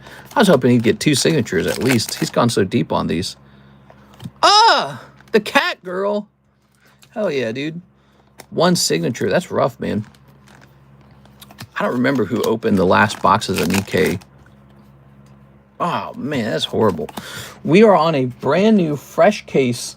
If you go deep again, John, if you go like 6 boxes again, I'll give you 1 box for free because I didn't like that you didn't pull any signatures out of there. Okay, so I'm telling you, you get 1 free box on your next order of Nikke. All right, I didn't like that. I wish he had got more signatures. He went so deep on that. Here we are. You definitely have a lot of full arts, though, and believe it or not, the sexier ones like this one can actually sell pretty profitably. I've seen it. And then you've got this signature here. I don't know how popular she is. I just know she's got giant boobies. Okay. Some of these would do pretty well. Not all of them. Like this one won't do well because she doesn't have boobies. There you have it. All right. Wow, that was 8 boxes. Hey, what's up, Sarah? Hi, chat. Hope you all are well. We're hoping you're well, Miss Sarah. Sarah, give me some One Piece news. What is this? You made the sale for Suicune. Oh, we sold an item on Phoebe. The Poker Suicune just sold. That's cool. All right, so this is for John Lucas. You know that Suicune that had been rotating on this table over and over and over and over again? I was like, why isn't this selling? It's such a good card. It just disappeared itself on eBay. Here we are. All right. You know what, Mr. John Lucas, I hope he hasn't turned this off. Don't stop watching, John. John watches these in hindsight. He's going to miss this. Have you ever compared and contrasted your present videos with other big rip and shippers? ChatGPT can easily dissect it and give you powerful advice or draw new peeps. You know, Alicia, I was thinking of doing this thing where I, after stream is over, I get a transcript from the stream, which I think there's a device, like a software you can do that from.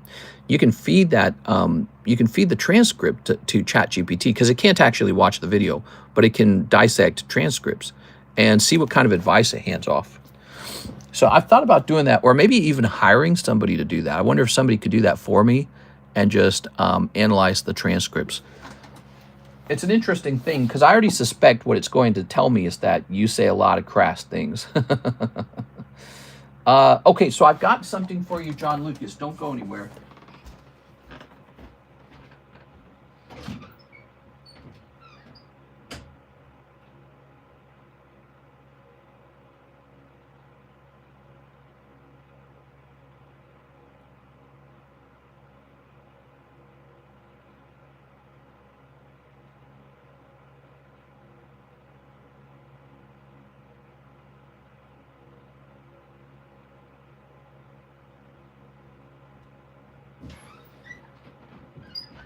When you open a new case, there are these little bonus packets. I think they show off the girls' booty butts.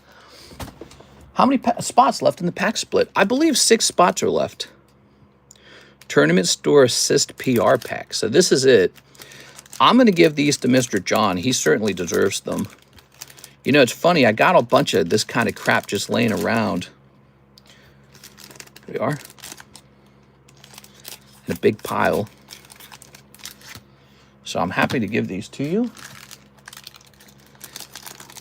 I hope he saw this. Let me know in your next PayPal message. Let me know that you saw this, Mr. John Lucas, because if you didn't see this, I'm gonna make sure you see it.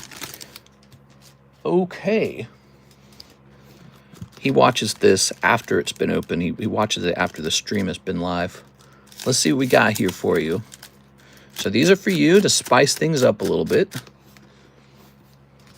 Yeah, we opened a new case of Nikke, so we found some of these, and we can hand them all to you. Packet number 1. See what did I say? It shows off their booty. It's called PR, like a promo, huh? Okay, 1, 2. She didn't have as much booty. 3. She's got booty. Okay. 4. She's got some booty. 5. She's got like a tank on her back. 6. She's got some booty. I've seen that booty before. I've seen that on other cards, like the Korean Nikke. 7. She's got like some... She's got some major booty. And 8. Oh, yeah, the Grenadier girl. Very nice. Whew. So there are some awesome bonus pulls for you. These are the promos, and you definitely deserve these. You went so deep on this. They should definitely go to you. That should spice things up a bit. Get your money's worth out of there. And we got to put your name on this, John Lucas. So I don't think you're going to fit with the other bags anymore. Almost time to get you a box, I think. I liked your idea on spending money in other streams to feel the experience. Yeah, that's an interesting thought I had the other day. Kind of like, you know, when you own a restaurant, maybe you should go eating out at other restaurants just to know what they do. Okay, that's very good. Dallas Willis, who needs I'm sorry, not Nintendo, a Star Wars Topps Chrome. Here you go. Very nice. Good. All of that would take time. That's the thing, you know. It would take time. I'd have to stop what I'm working on and go play around like a customer would. Like a consumer. Look at that. Oh, wow. Those are beautiful, man. Isn't that good looking, guys? TIE Fighters. Darth Maul. Wow. Numbered? Not numbered. And then here's daddy-daughter time. Quality time with your daughter. It's a bit creepy, isn't it? Has a bit of a certain vibe. All right, stepdad. Here's Dallas Willis. Thank you, Dallas. Appreciate it, man. Let's go find your bag. David Frey. Dallas, I think you're pretty new, aren't you? This isn't your first time order, right, Dallas? You were in a break the other day. Ooh, says Edward. Sent for another Lucario box, but it might be too late. It is 6:56. Let's just see how it goes, okay? I would like to get that open for you, though. Dallas Willis. First order besides the breaks. Nice. 10.25. All right, so now you got a bag. You know, you pulled that Refractor Darth Maul. He's in here. He's pretty good. I would actually consider grading that. I also like the TIE Fighters card. Totally gradable. I'm actually surprised these don't sell more often. They're such a quality product, but it is Star Wars, so it's not Pokemon. Okay, so let's just take a look at the other orders real fast. We got 2 more orders. We got Emin, and he says, open 1 Japanese PRB2. Ooh, yes, sir. All right, PRB2. It would be nice if I had a box of that right in here, which I thought I did. Yes, I do. All right, good luck. So, 1 box PRB2, let's get it. What's the top cards in the Lucario? Well, it's just prismatic. All the packs are prismatic. So the top pull is going to be all those awesome cards that you can pull out of Prismatic. Prismatic's hot right now. I keep mentioning that to you guys, but I'm like, you know, I get a bird's eye view of the market very often, and Prismatic's a good set right now. It's probably my top choice. See, I don't know if Mega Evolution would be my top choice. It's so close in price actually to Prismatic, but Prismatic has like all the evolutions in it. It's got like this Roaring Sky card that's going up in price by a lot. I think that I heard that the Roaring Sky. Oh, did I say Roaring Sky? No. What's his name? What's the name of the Salamence? Roaring Moon? I don't remember his name.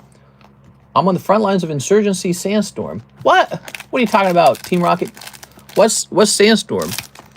I know Sandstorm's a Pokemon set. Oh, it is called Roaring Moon, is that right? So the Roaring Moon, he's going for like $1,200 now, just the one card. And I'm glad I didn't sell mine. I'm glad I held on to mine, because I had a feeling about that. There you go. You ready? That's why I've been buying it, feeling that it's about to go up soon. Well, that's because you're smart, so you're doing good, and you actually got something out of it. You got that Master Ball Umbreon, so that's a very and you know, if it grades 10, I don't even recommend selling it. I think you should just hold it like a good memory, like a good neighbor. State Farm is. All right, so here's one of these. Ooh, I can't remember, Mr. Waldbeer. Are you the type to drop your common hollows? He might have been. Let's separate these. So we'll keep these separated. So here's an SR. I know you would not drop your SRs because that's typically what people want us, the SRs. A lot of people, I've noticed, it's very common. A lot of people don't want their common hollows. Insurgency Sandstorm is a game on PC, very realistic. Haha, you should try it sometime. Man, I haven't. You know, the last game I played was Night Rain, and in hindsight, I kind of regret that I played it so much because it took so much time away from me. I saw that new Monster Hunter Final Fantasy Monster Fight too. That looks pretty fun. But I think all of my attention and work should just be on this card shop. Someday I'll be oh, there you go. Golden Dawn card. Feels like 151 is going up now, says Mr. Edward. Yeah, it's all going to keep creeping up. No reason for it to slow down yet. It might slow down after the launch of Legends CA. But Pokemon, oh, by the way, so I was plugging in my YouTube data to AI. Not YouTube, my PayPal data in AI. AI noted the most important month for Pokemon is actually January. Isn't that wild? January is top sales for Pokemon. It is. It also helped me read my PayPal financial statements better. Some of the numbers I didn't understand, and it like explained it to me. It was so useful. I didn't bother to learn about them because I never cared that much, but it helped me understand some of the figures that it was showing me. That's the chase hit. Really? The case hit, you mean? Here we go. Yeah, I know there's typically one of these Golden Dawns per case. Look at that. Beautiful. AI taking over. AI's insane, dude. Best Dawn card. Pulled one the other day. So lucky. Thanks for coming and hanging out today, Mr. Waldbeer. I'm glad you stopped in. Sounds like you got your money's worth. I'm so not an expert on One Piece, but I'm happy to offer it. Is there a One Piece set we don't have on the menu that we should? Let me know, One Piece fans, so that we can keep it in stock. You gotta lead me through it a little bit. Maybe just for the purpose of being a better card salesman, maybe I will watch all of the One Piece episodes until I know every character and their backstory. I feel like that's something I would make Alexis do. I'd say I'd tell Alexis to sell Pokemon cards better, you have to go watch all of the Pokemons. But that's easier said than done with One Piece, because One Piece, I saw how many episodes there are to it. It's too much. And I tried watching one of the later episodes, and it was just, none of it was making any sense to me. Very confusing. One Piece fan over here. Maybe because it's a new year and some people are trying to invest money into stuff for tax reasons. One Piece, watch that. It takes away the filler episodes. One Piece, huh? Maybe that's what we do. Okay, so this goes to Mr. Waldbeer. Thank you, Waldbeer. And let's go hunting for Waldbeer's bag now.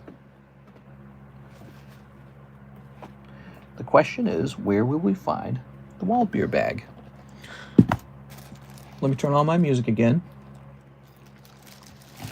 Watch Mr. become an anime. There we are. I've always struggled to watch anime, but you'll be pleased to know that's because I struggle to watch just about everything. I struggle to watch any TV show or movie. It's very hard for me to watch shows. My mom was that way. I appreciate it as an adult myself. I always thought my mom was kind of like a bad person because she didn't watch TV shows or movies. I was like, how can you be that way? How can you be this type that doesn't enjoy movies? My dad loved movies. She did not. She didn't watch any of it. And what do you know? I grow up and I'm exactly the same way. We are. Zach. Okay, let's see. Just similar brain, I suppose. Wilder, new bag? This is a new bag situation? I feel like I should send this to grading. I would be happy to send that in for grading. You could try tag grading, or you could just do PSA. All right, fresh baggie for you. Mister, you seen my chats? How many packs in the box of English Nikke? I think it's, I don't remember. Is it 16 packs? Here, hold on. We got a box next to us. Might be 12. 1, 2, 3, 4, 5, 6, 7, 8. It's 12. 12 per box. Okay, there we go. How much is tag grading? So for us, tag grading is cheaper. It's going to be $30 per card. And we hope to get as many tag grades as possible. We got a 500 card quota to fill out every month. And I will be fulfilling the quota with my own cards. I've got a tag submission returning, I think, tomorrow. So I think it's going to be here tomorrow, but I don't know for sure. Okay, so I'm going to create a bag for you, Mr. Waldbeer. Okay. One pace, one pace. Ta-da! There we go. This is going to say TRG 10.25. Oh, I just wrote Team Rocket Grunt down. You know why? Because I'm looking at his order, and I'm wondering if we have time to get it done. 7:04. I mean, I think that we should not. You know why, Team Rocket Grunt? There needs to be a non-negotiable stop time to the stream. There it is. That's what AI was telling me. AI was saying I should have a non-negotiable time off. Wild beer. Okay. Hey there, mister. I'm interested in doing slab away. Just wanted more clarity. The $20 down payment is added towards the card total. When you make a payment for your very first slab, like let's say you wanted to buy this dust globs. To get started, you'll send $40 minimum. You can send more than 40 if you want, but it has to be a minimum of $40. That $40 is broken down like this. $20 is a non-refundable fee for using slab away. Basically, think of that like you're paying $20 to reserve the card for 6 months. You're buying 6 months of reserve. The other $20 goes directly toward the slab so that I know you have a little bit of money on the slab, kind of like a down payment on a home. So think of it like that. To begin slab away, it costs $40. $20 is a non-refundable fee. $20 actually pays off some of the slab. That's the nature of it. And the reason we have you do that, by the way, is because if you end up abandoning the card, there is a $20 cancel fee. So abandoned cards, I just keep the $20 equity on the card. So that's why it's $40. The $40, as it turns out, is both the beginning fee, and if you abandon the card, it's the cancellation fee as well. So that's the real reason we do that. That's because back in the day, it used to just cost $20 a long time ago when we first started it. And then we discovered, you know, every month, a couple guys were just abandoning their slabs. And probably because they're like, well, you know, there's no fee to cancel, so it doesn't matter, you know. How much do you need for a 24-hour stream? What kind of buyout are we talking? To get me to do a 24-hour Pokemon card stream, well, I feel like the best time to do that would be perhaps when the new Legends ZA comes out, because if there's no orders in the stream, I need to have something to do. And then I've done a 24-hour stream before with my other channel. It was not a good thing. Like, YouTube did not even save the stream. So it was a pretty bad experience, and it didn't really make any extra money. I don't know. I would probably consider doing that for like maybe like $2,000 or something. I would consider doing a 24-hour stream, but I would want to prepare beforehand as well with good nutrition and like maybe oversleep so that I've got just tons of sleep under my belt. I was younger then too, you know, I was like 7 years younger almost, might have been more than 7 years, but it just wasn't worth it. It was a terrible experience. I mean, because once you run out of things to do and people get bored, nobody's watching anymore. Even on the Gameconomist, where I had way more viewers per stream than we have over here, like a typical Cardconomist stream was 500 viewers. That was common.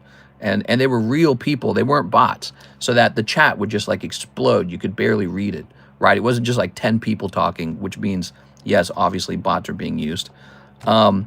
It was real people in the chat. You couldn't read it because so many people were trying to talk. But like, it would like die basically. And we just did the same crap over and over. It was so boring at some point. So we would really need something to do. Maybe I could carry you into the family room or something cool like that. Day in the life of the Cardconomist. I don't know. But yeah, there would have to be some payoff because there's really not a good reason to do it.